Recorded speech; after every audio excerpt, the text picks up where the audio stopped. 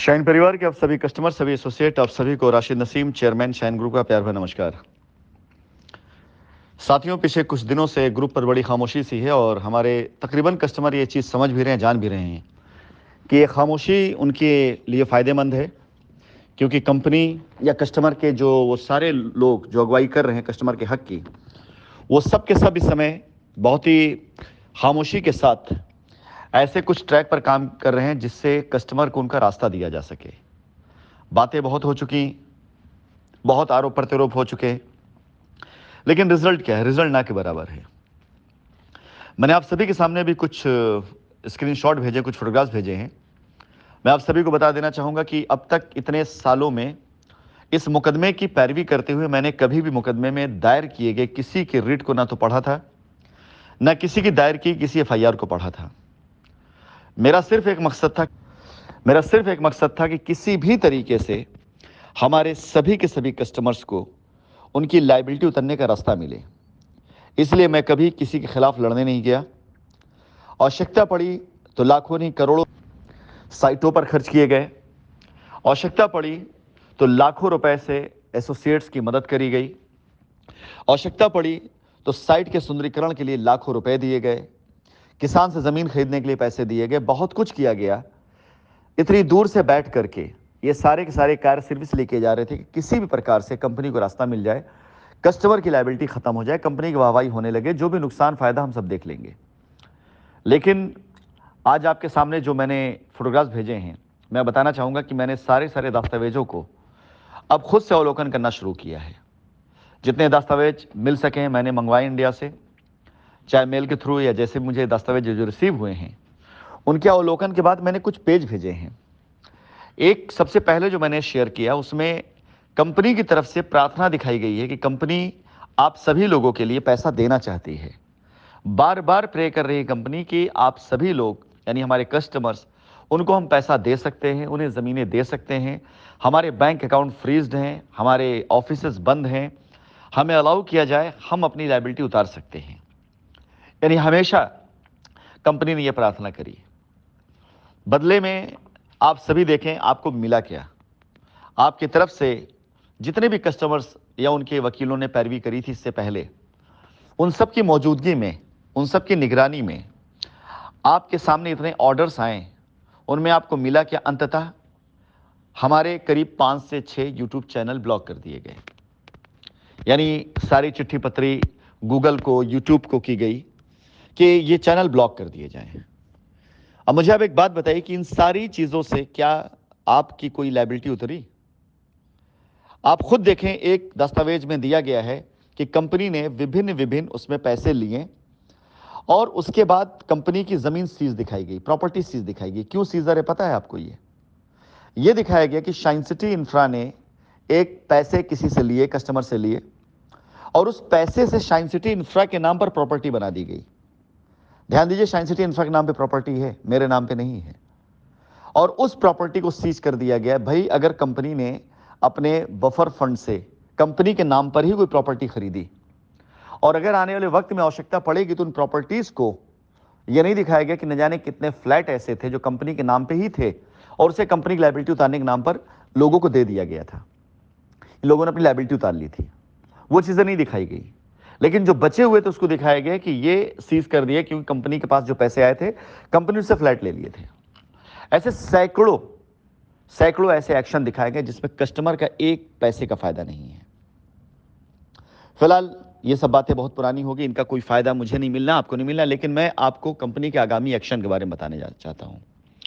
आज की तारीख में बहुत ढेर सारे कस्टमर्स जिनकी आंखें खुल चुकी हैं, जो अवेयर हो चुके हैं कि हाँ, उनके साथ कहीं ना कहीं कुछ ना कुछ गलत हो रहा है, आज वो कंपनी के किए गए कार्यों की सराहना करते हुए कंपनी के साथ खड़े होने की बात भी कर रहे हैं।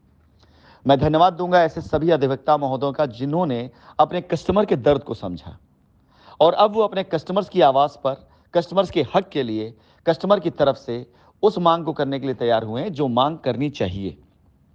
कंपनी भी तैयार है पूरी तरीके से अपनी लायबिलिटी को ख़त्म करने के लिए। कस्टमर और कंपनी के बीच में ये समझौते की कड़ी जो है उसके लिए एक कानूनी रास्ता सिर्फ बनाना है, जिसके प्रयास दोनों तरफ से हो रहे हैं, कस्टमर तरफ से भी हो रहे हैं, कंपनी तरफ से हो रहे हैं। और वो दिन ज़्यादा दिन दूर नहीं है जिस दिन ये रास्ता निकल करके आ जाएगा।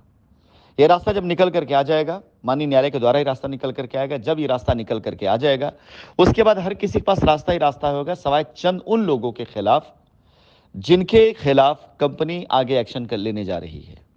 मेरे इस वॉइस नोट का जो मतलब है वो सिर्फ इसी बात को लेकर है कि जिन लोगों ने कंपनी के ऊपर झूठे आरोपों को लगा करके, जिन लोगों ने कंपनी को दूसरी चीजों में उलझा करके, जिन लोगों ने कंपनी के नाम पर फर्जी दस्तावेज बना करके दूसरों की रजिस्ट्रियां कर दी हैं, जिन लोगों ने कंपनी की जमीनों फर्जी कब्जे करवा लिए हैं, जिन लोगों ने कंपनी के ऊपर फर्जी आरोप लगाए हैं, कंपनी अपने स्तर पर, हर स्तर पर जाएगी, चाहे वो न्यायपालिका के किसी भी दरवाजे पर जाना पड़े, चाहे जैसे होना पड़े, कंपनी इस बात की बाकायदा पूरी जांच करवाएगी कि हम पर जो आरोप लगाएगा उसके पीछे रीजन क्या था।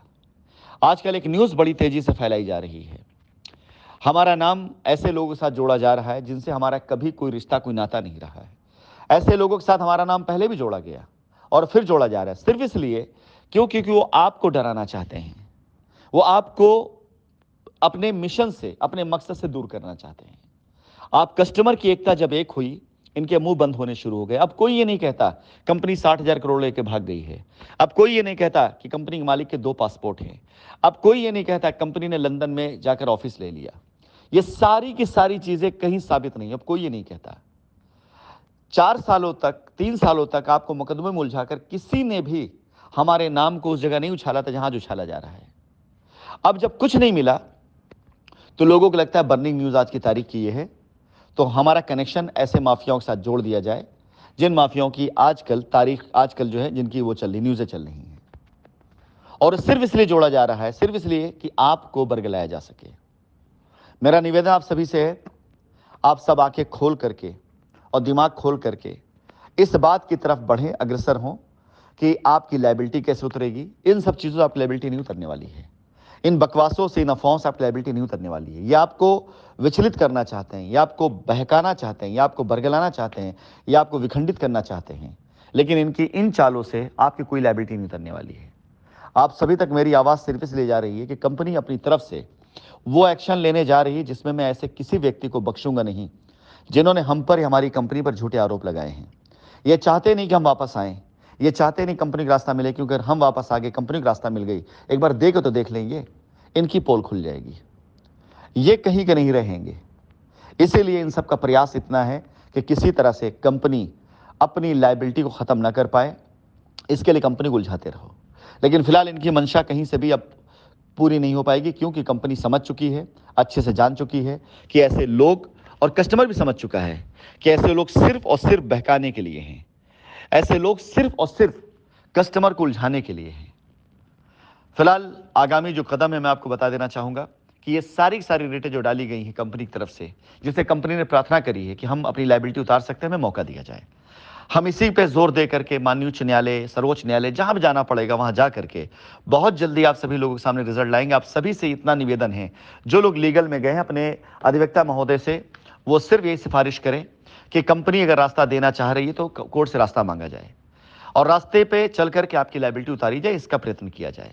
बाकी लड़ाई कंपनी खुद लड़ लेगी। ऐसे लोगों के लिए कंपनी खुद पर्याप्त है, काफ़ी है, जिन लोगों ने कंपनी के ऊपर झूठे आरोप स्थापित किए हैं, जिन्होंने झूठे आरोप गढ़ करके कंपनी को बदनाम किया है। ऐसे लोग से लड़ने के लिए कानूनी तरीके से कंपनी खुद बहुत मजबूत है और अब ऐसे लोग की पोल खुलना आगामी दिनों में शुरू हो जाएगी। भूल जाएं ये लोग कि कंपनी इन बातों को भूल जाएगी। कोई भी व्यक्ति हो जिसने कंपनी से छल किया हो, कंपनी में झूठा आरोप लगाया हो, कंपनी का पैसा अपने अकाउंट में लेकर के मौज किया हो, कंपनी को बदनाम किया हो, राशिद नसीम उस शख्सियत का नाम है कि मैं उस वक्त तक इन लोगों को माफ नहीं कर सकता हूं जब तक इनके मुंह से न कहलवा दूं कि हाँ, जो इन्होंने किया गलत किया था।